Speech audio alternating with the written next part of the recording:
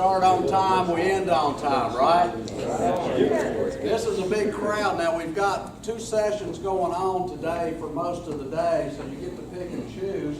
There's so many good topics in firewood, it's hard just to do it with one group. So I'm going to be talking about general business things here in firewood. Also going on is a talk on firewood processors by Brandon O'Hara with Wood Beaver. So you can go over there and listen to that one, or you can stay in here, whichever suits you. And my name is Harry Watt. I'm here from Statesville. This is the 5th version of the National Firewood Workshop. And this is put on by the Wood Education Center of Princeton, West Virginia.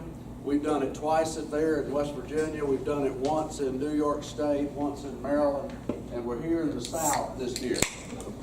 And we've got people from Georgia, Florida, Alabama, Louisiana here, so we call some of the Deep South, Carolinas, Virginia, West Virginia, Tennessee.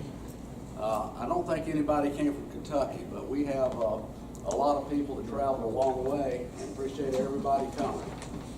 A few housekeeping deals is I have to give a disclaimer.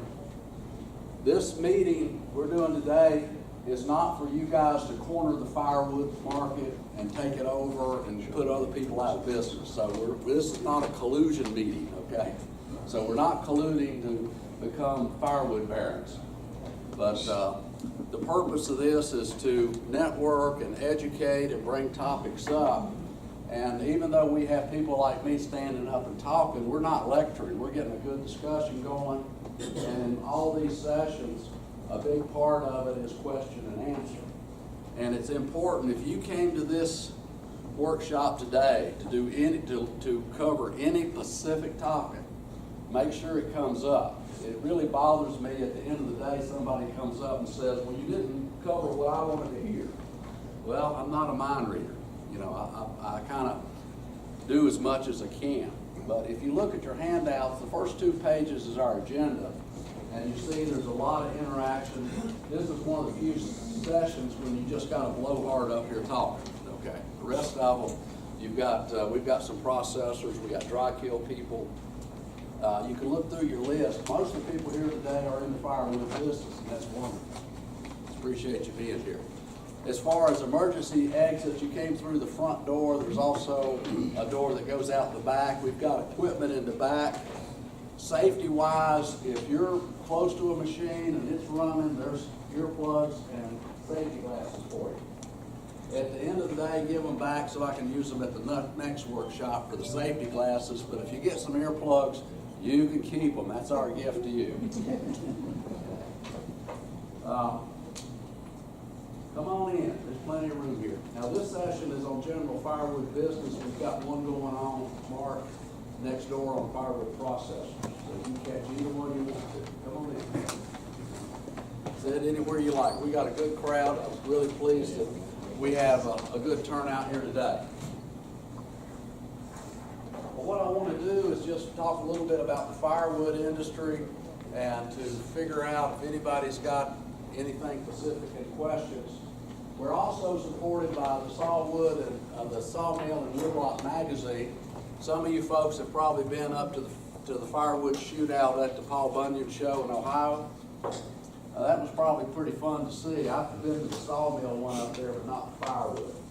But they are our media sponsor. They run some ads for us and help promote our workshop. So Walter at Sawmill and Woodlot is our contact there, and he's one that helps us. I work for NC State. I live here in Statesville. I'm a self-funding grant guy. I go out and get grants. I've been doing this for right at 12 years, and so far it's working. The Forest Service, when they have some money, wants to do something that gets the interest of industry, and you folks are interested because you're here, and we've traveled a long way to come, and we appreciate everybody coming. I work for the Extension Department as part of Cooperative Extension. My bosses have their offices on campus, and I'm kind of the only satellite guy. But my website at the bottom is where I put a lot of things. And over the last four of these workshops, I've put the slideshows and some videos. Last year in Maryland, the Maryland folks videoed all of our sessions, and in 1 year we had 7,600 hits on all the videos we did. And one of the videos, one session, got half of the hits, and it was the one where we got a group of processor owners talking about the good, bad, and the ugly about having a firewood business. And I thought that was pretty incredible. So we made sure today that we've got some processor people to talk and tell us what they're doing. If you haven't been to the Wood Education Centers in Princeton, West Virginia, it's just across the state line from Virginia, near Bluefield, just north of Whitfield. It's only about a 2-hour drive from here, so it's easy for here to get up there. And they get funding. They support the hardwood industry east of the Great Plains, so it's a 35-state area, including Kansas is one of our group. And Don Alexander is going to come up and talk a little bit today in this session about his firewood racks, and he's got some on demo back there.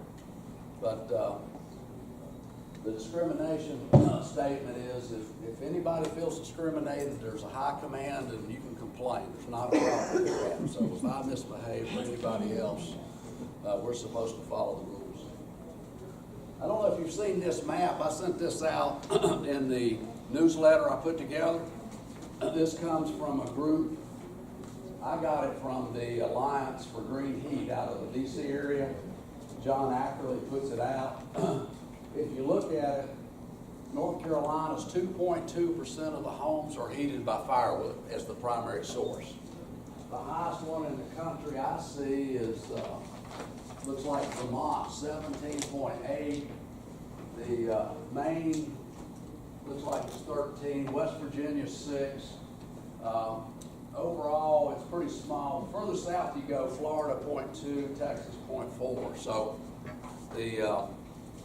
we have so much growth potential in firewood, it's not funny. So this is a very interesting map to look at showing our potential for firewood. So, and we know from the foresters that we have plenty of firewood that we need to get out of the forest. We have a lot of low-grade wood. We've got a lot of forest stands that are stagnant. They need to be cleaned out. We've got thinnings that make firewood. So we have an unbelievable potential for all of us. And if you run a firewood business, you're supposed to make money, right? It's interesting challenges. When I go visit people, I ask innocent questions like, you know, how many hours a week you run your processor, how many hours you run your dry kiln. And a lot of times what's going on is we're not selling enough firewood. We're not running it. We've got a dry kiln that can run 6 or 7 days a week, and we run 1 charge a week. Or we got a processor that really, if you looked at the hours, we're maybe running 25, 30 hours a week. So if you look at your business and you're not all the way busy, then it's a struggle. I laid my phone down somewhere. Yeah, I just thought that maybe I didn't turn my ringer down. Maybe I need to turn my ringer down. So anybody else that has Harry's problem, you can fix it right now. So thanks a lot. As you can tell, I'm a pretty scatterbrained guy. So if you look through the agenda, you can pick and choose what you do today. We do have during lunch, which is going to be on the main serving tables out here. You can eat in here if you like. If you want to go outside for an hour and a half, we've got 30 logs that Sam Hall and I brought down here on Saturday.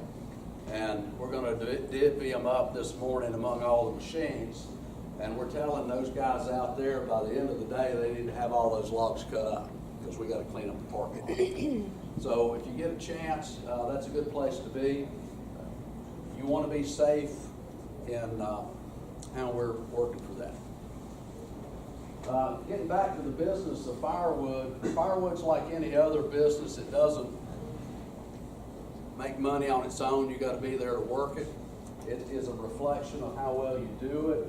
If you're not making the kind of money you need, well, then you need to keep working on it, kind of manipulate your markets, your products, your wood, till you can get it figured out. So when we're looking at it is putting in the time is, like I mentioned, if you're only working 30 hours a week in your business, it's kind of hard to make it in the firewood business. You need to get more hours in.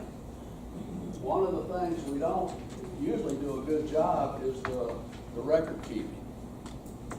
You know, how much wood that we buy doesn't go out the door sold on an invoice? How much of it gets lost? If you've been to a lot of firewood businesses, you see a lot of short ends, you see the sawdust, you see a lot of splinters, you see a lot of wood that somebody paid for, but we didn't get it in a product we can charge.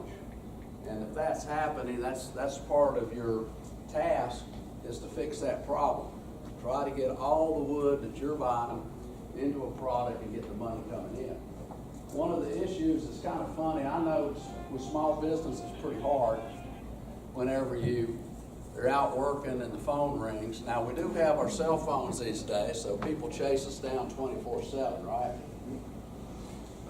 Sam out there called his neighbor the other day and woke him up in California. He didn't know he was in California. We called him at 5 in the morning California time. So people can find you, and if you don't have a message, please put a message on your cell phones. So when people call you wanting to buy firewood or sell you logs or needs to get up with you, you need to have ways people connect with you, whether it's if you want to get into things like the web pages and social media and on, certainly do that. So it's a challenge sometimes catching up with people, and the question you got to ask yourself is how people find you and how can you make it easier for them. One of the interesting things on keeping promises is it's hard. A lot of us in the firewood business don't have a good reputation of making return phone calls or making deliveries on time. The construction industry is probably worse. You know, there's a lot of industries that's worse as we are, but that's something to really watch. And don't over-promise and under-deliver, right? You under-promise and over-deliver. One of the interesting challenges is employees. How many people have employees? Is that fun or what? I mean, it's really hard. I mean, I've worked since the 70s in woodworking, mostly furniture, but a lot of things. And it's kind of interesting. I used to work in plants that had 400 people in them, 500, 600. I worked in one plant that had 600 people. You know how hard it is to get 600 people to come to work every day? Golly. And most of our firewood businesses have less than 10 people. So one of the questions for everybody is what can you do to help the employees situation? And I think one of the real problems in firewood, because we're bringing logs in, we cut them up, we dump them in these big piles, most of the firewood businesses I visit do not have a production schedule. Now you say, well, why do I need a production schedule? Well, production schedules put a sense of urgency in there, that you're supposed to cut so much wood or produce so much sales, and everybody knows about it. Because what happens, and I used to work in the furniture plant, and we typically would look at how much wood we cut every day, so that's volume coming in. When we assembled furniture, we generated some kind of dollars, and when we packed it up, we had another set of dollars. And everybody, all the managers and supervisors knew what those numbers were. And if the numbers were bad, you know, the bosses would come talk to them, right? But it's real easy in the firewood business, you don't pay attention to that. So when you set up your firewood business, you have to have targets and goals, right? Well, how are you going to monitor those goals? You buy logs, you throw them in the pile. Well, how much is in the pile? We don't know. How many people, when they buy wood, buy it on a scale? A weight scale. It comes across the truck, you buy it on the scale. Well, you've got numbers. If you buy it that way, if you buy loads based on a volume, and some people do that, you've got those numbers. And when that wood comes in, you could put it in a pile. and know how much is in that whole pile. What if you did a week at a time? This, you know, tap all your guys on the shoulder and say, end of the week, we need this pile of wood cut up.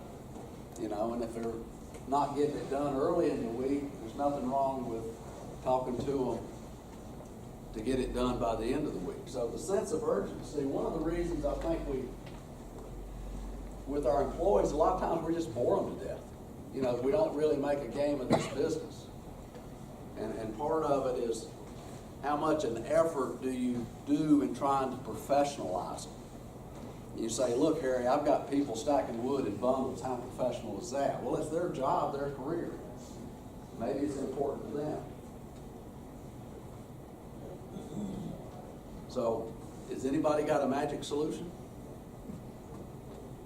Be proud of what you did. Yeah, put some pride. On the land, the wood itself. Yeah. Yeah. You know, one of the prides is you're the best there is, right? You put out good work, we don't get recalls. You know, when you do the bundle wood, we got bundle wood people here, right? You know, when you do the bundles, you have to pay attention to it. You put the big piece here, the little piece there.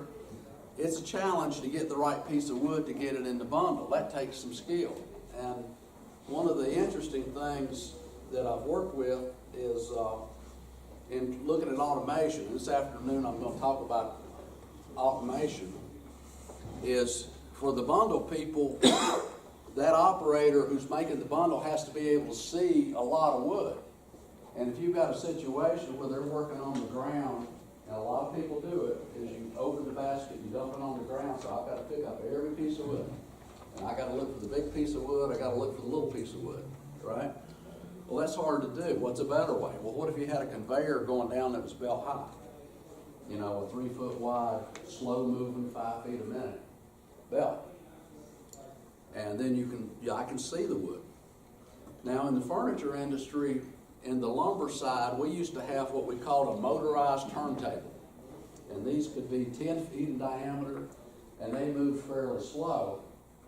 But when the cutoff, what it did is it put slop in the system, so the people cutting the wood wasn't directly affecting the people picking up the wood. It had some slop. So if somebody wanted to go drink of water, it just piled up a little bit more wood. And if the cutoff guy wanted to go get a drink of water, then there was a couple pieces there to keep the other guy busy. So you got some slop in the system. It's kind of like if you're an engineering company, you've got some jobs in the hopper. If you get stuck on this job, you got this other job to work on. But at the end of the time period, you got to get it all done. So when you design your business operation, it's good to put a little slop in the system. Now, sawmills, if you ever go see a sawmill, they are really more of a mature industry than we are in firewood. They've been around a lot longer. From the time they pick up a log and put it on the log deck till it's a sawn board in a pack, might be 20 minutes. They just move it right through. And we should look at our operations to see where can we find those kind of savings. Where can we find conveyors and other devices that can move the wood through in a flow. Now, when I worked in the furniture plant, one of the critical things I learned was how fast the conveyors move. And if you want to set up a sawmill or a furniture factory correctly, all the conveyors get faster the closer you get to the shipping department. So you start out slow and each one gets faster. The reason you do that is otherwise it piles up and you have bottlenecks. So if I was in a firewood business a while back, and they had a conveyor belt just like I'm talking about, moving firewood down the way. But the conveyor moved like 30 feet a minute. You couldn't turn it on and anybody work on it because it went real fast. So what they did was, every so often when they cleared it off, they'd turn it on and run 30 feet and stop, run 30 feet and stop, run 30 feet and stop. Well, the problem from the business side was, that's not productive. Productive is run it as fast as you can so it never stops. So you want the conveyor to set the pace for the crew that's pulling the wood, put it in the bundles or put it in the rack. Does everybody, you catch that? You know what I'm talking about? Yeah. If the machinery can set the pace, It's just like the guy in the yard that's loading the log deck. If the log deck runs empty, the processor can't do anything, right? So one of the things that we do in firewood business, if we buy a processor, since that's a machine that goes down the road, it's usually got a short deck on it. So if you can find an affordable longer deck, the longer deck you can put on it, the better off you are. So that way the guy running the yard doesn't have to run back so often. And in our smaller operations, one-person operations, you got to stop the processor to load the logs, right? Well, that's a big deal. Okay. Just a few basics. One of the interesting things that's really happened, the firewood industry, as we see it today, is only about 20 years old. I mean, we weren't doing bundled kiln-dried firewood years ago. The people that build dry kilns weren't building firewood dry kilns 20 years ago, hardly. This is a new thing for all of us. But we have something that will probably come more in the future is this bagging of wood. We'll be seeing more of that. We will always have a split wood green industry. So we have buyers, just like the restaurant people over there. That has really picked up. It used to be the only people that used wood was barbecue people, Some of those folks go to gas for the convenience, but those that really want high quality pizzas or barbecue are using wood. And it's interesting talking about the restaurant industry because different people believe in the restaurant business different woods work better. There are people that will burn green wood in a restaurant. There's people that only want kiln-dried wood. There's some people that only want woods like cherry or something that has apple or mesquite. There's people that only use oak. There's not a uniform requirement in the restaurant industry. So what the lumber people do, if you go to a sawmill, is really interesting. Watch the boards go by, and they have a grader who assigns a grade to that board, and also may decide what customer's going to get that board, and they also measure the board. So they have in their built-in process, they look at every board, and they want to get that board to whoever's going to pay the most net price for it. And net price would be including transportation. So if it's too far away and you get a good price, it may not be as good as somebody pays a lower price. But the industry today, in the hardwood industry, typically will have a 60 base order. And that's an incredible amount, but they're running, these big sawmills here in North Carolina can turn out 15 to 20,000 board feet per hour. Some of those mills are cutting over 100 logs an hour through these mills. And when they set up their processes, and this is how they make their businesses work, because the lumber business is very competitive too, is they set some things up in series and some things in parallel. Now, series is whenever you go from one step to the next, and I can't do any more than what comes to me than what goes out. Like the lumber, when they edge a board, they'll trim a board. Parallel means like if I have a production line for my bundle wood, maybe I can work both sides of the conveyor, and I've got a packing machine on one side and a packing machine on the other side. So if I have one of these typical wood packers, for example, may pack up 2,500 bundles a day with a crew of about 4. But what if I had 6 people and I had 2 packers, I might do 4,000 bundles a day.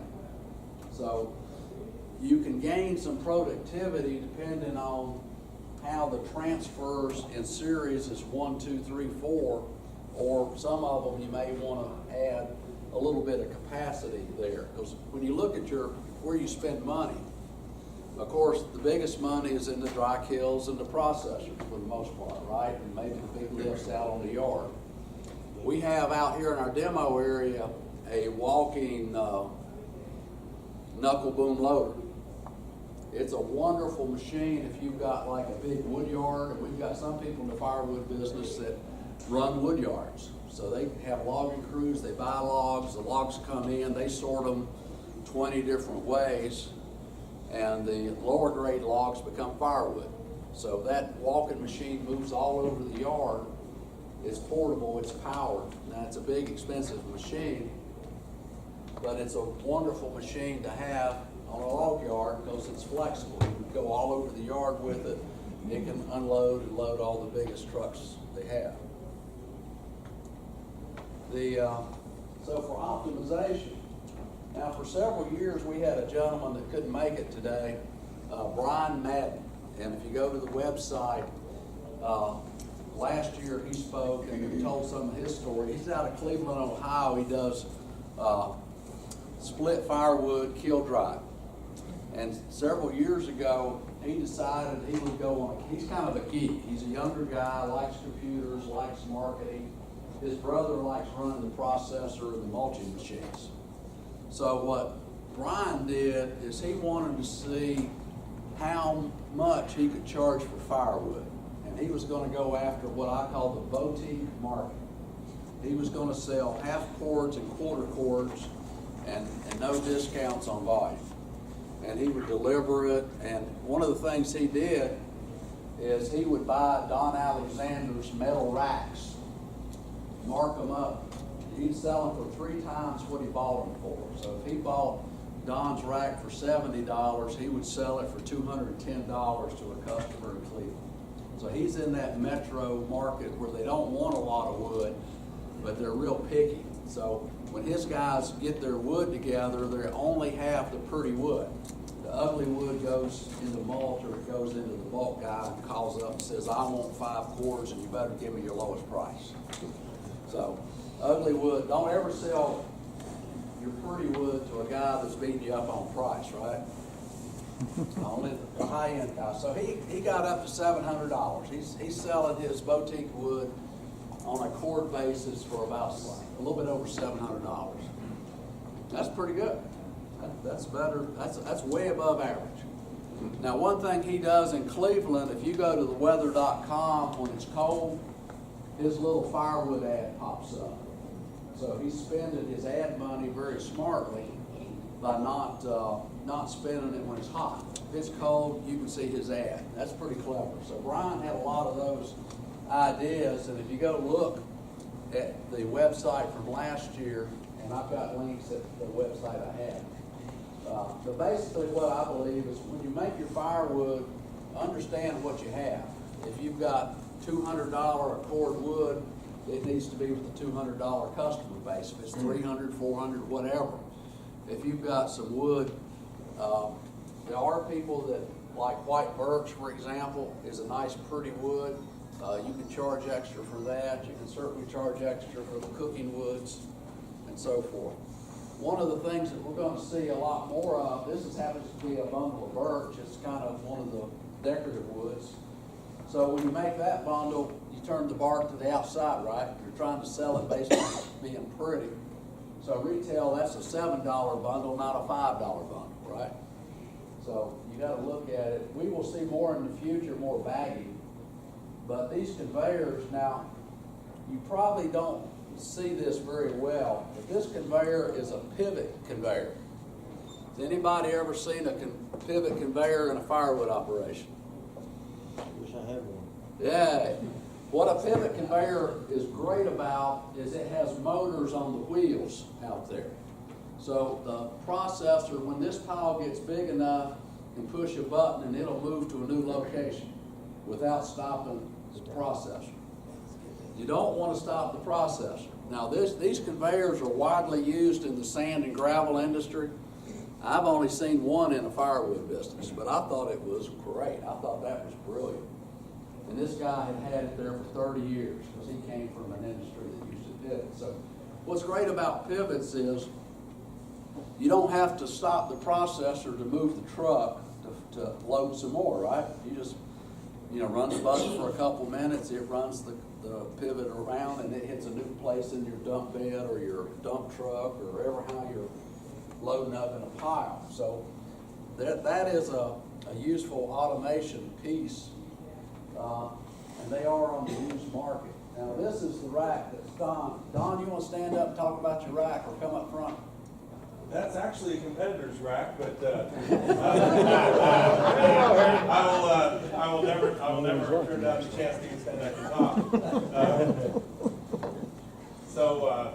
Yeah, we've noticed in the industry, we sell to like the specialty firewood retailers, and we've really noticed that the firewood people have done really well because they're already in the people's houses, they're already in their backyards, probably not their houses. They're already there. You might as well, if you can take them a rack, a nicer one than that. Actually, I have one out here. If you can take them a rack, then you're now the professional that has a really good rack that they have the wood stacked in.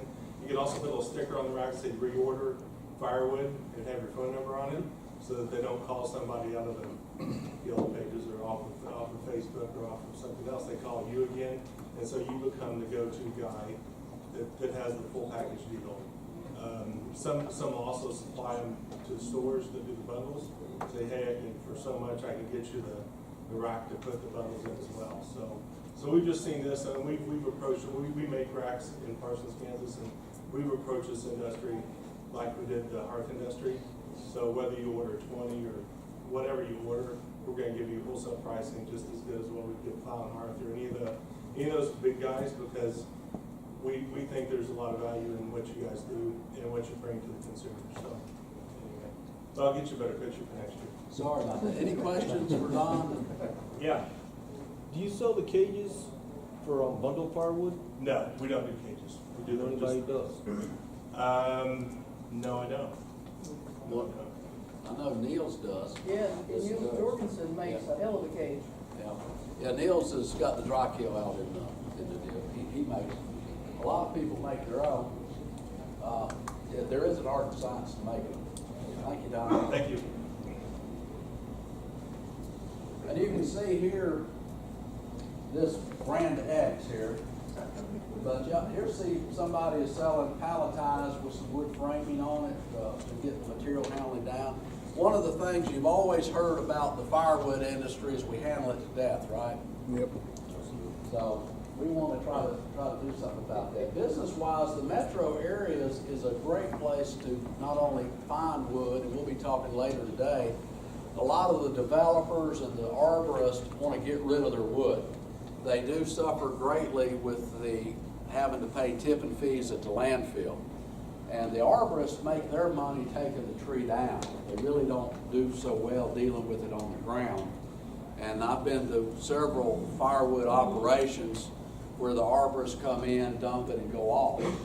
Now, we have a guy in Huntersville, North Carolina named Ernie.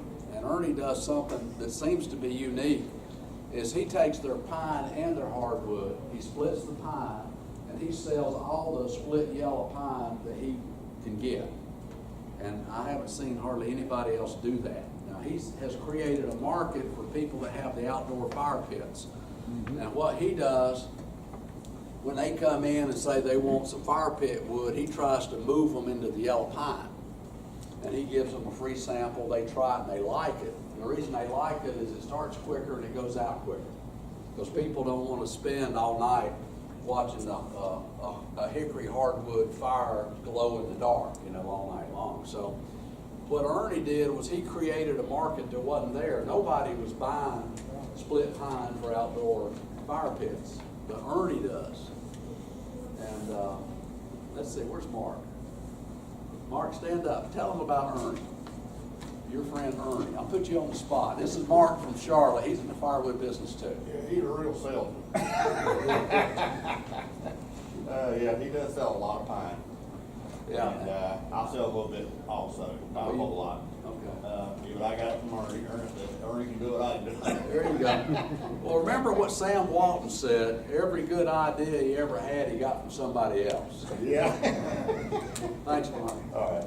But Ernie is an older gentleman. He had a knee replaced recently, and he's struggling a little bit. He's Huntersville, North Carolina. If you're ever there, he's on the NC 115 just north of Huntersville. A wonderful guy. But he did, like I say, he's selling split pine. I don't know anybody else that's doing what he's doing. I mean, you do a little bit, but Ernie kind of plowed that ground. He did a lot. And you piggybacked on it, so good for you. You know, if you can borrow a good idea from somebody else, go for it. So if you're in the urban area, that is a place to get logs. There is a lot of people, and people that live in metro areas are used to paying high prices for everything, right? Gasoline, water, food. Let them pay a lot of money for firewood, right? There's no way they can produce enough firewood in the city to meet the need. So even if you're in a rural area, you can get wood into the city. And most places here in the U.S., we have one that's fairly close by. In the rural areas, you really are competing a lot with people out of work that have a chainsaw and that, right? Does anybody deal with that? Is that a problem? Big time. So what do you do about it? Sell better product. Sell better product is the answer. So if you're dealing with people that can be in business way cheaper than you can't meet their price and you stay in business, right? One other thing I push, because in Maryland it is required to have a license to sell firewood. We find most of the roadside sales guys do not have a license. I don't try to get them out of business, but I do tell my customers I am licensed, they're not. And that half time pushes the sale. So what Mike is saying, he's in Maryland. The state of Maryland requires firewood businesses to be registered. They don't charge like $15 a year. It's not a lot you charge to be registered, right? It's actually went down to $25. $25. It's a DNR. Yeah, it's a DNR deal. Mainly, they're just trying to figure out who you are. Is why they charge so little. But yeah, you can use that to advantage that you're registered and your competitors are not. So when you look at in any business, who can appreciate what you do? Who out there will open up their wallet and give you money? And do think of people that you don't know and people that's out of the area. We live in this county, there's 140,000 people live in this county. And collectively, all of us spent the equivalent of $80 million heating our homes, this one county. And we don't have any gas, and we don't have any coal, and we don't have any petroleum. So all that $80 million went out of the county, other than maybe some people with wood. So if the average household is 2.4 persons, and most people spend in the U.S. about $1,500 a year heating their home with domestic water, we can do that with wood. Now the challenge for us right now is the petroleum prices are low. So that makes it a little bit hard on us. But some people like wood, and we have to do, if we're gonna be in the firewood business, we have to promote ourselves. If you're in business, sometimes it's more fun to run the processor than it is to look at the financial side of it.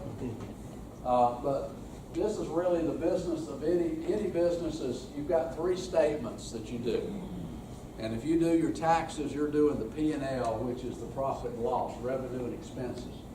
So what you want to do is put your revenues, expenses into categories so you can figure out where you're making money, where you're not making money.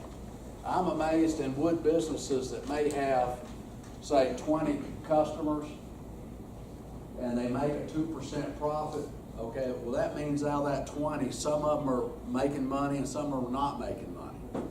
But if you can sit down and figure out who the customers are that's making your profit, not necessarily the most sales, then you will be much further ahead in making your business profitable.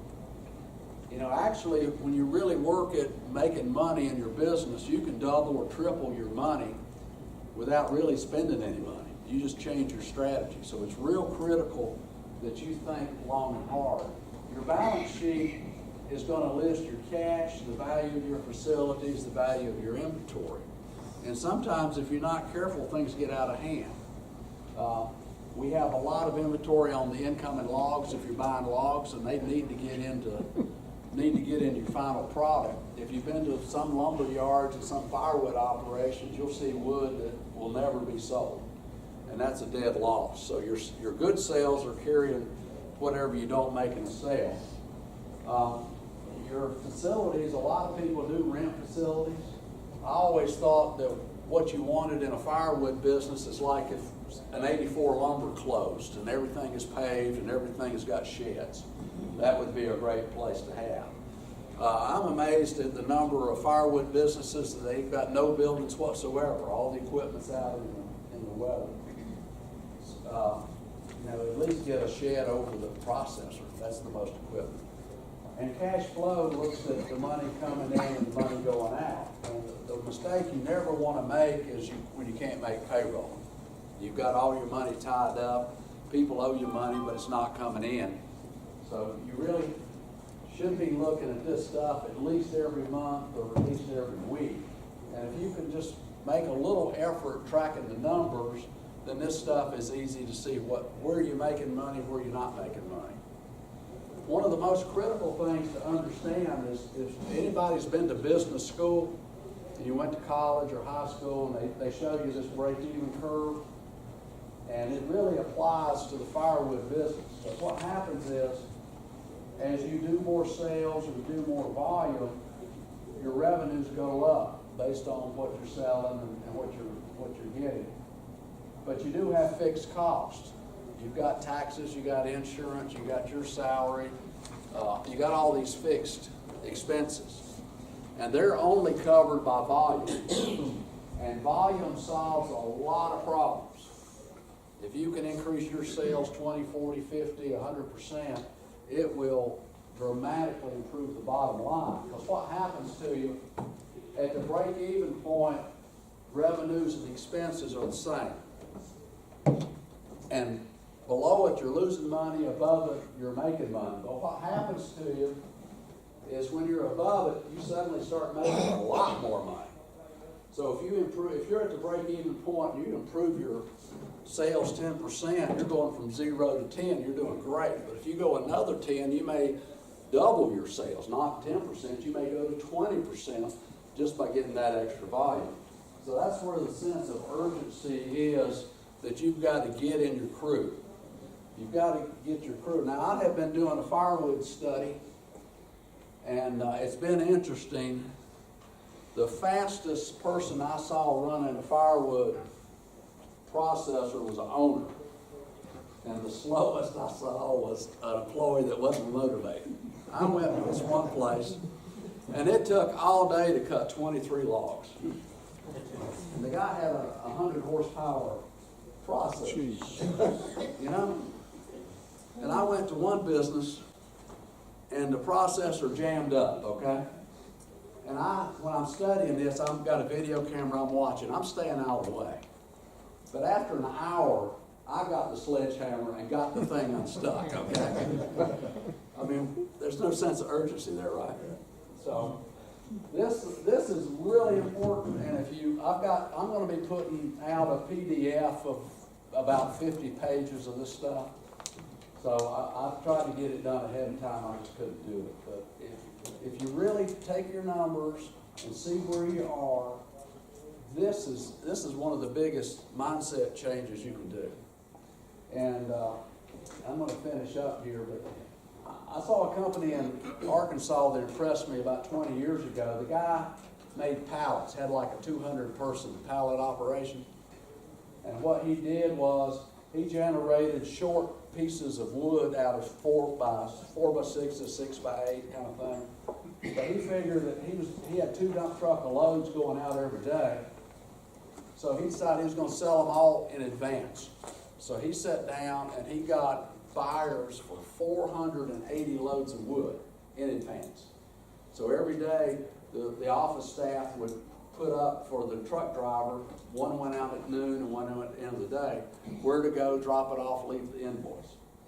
And I just thought that was the most brilliant thing. He had no wood on his yard piling up. When it came out of his plant, it went in the truck and it went to somebody's shop every day.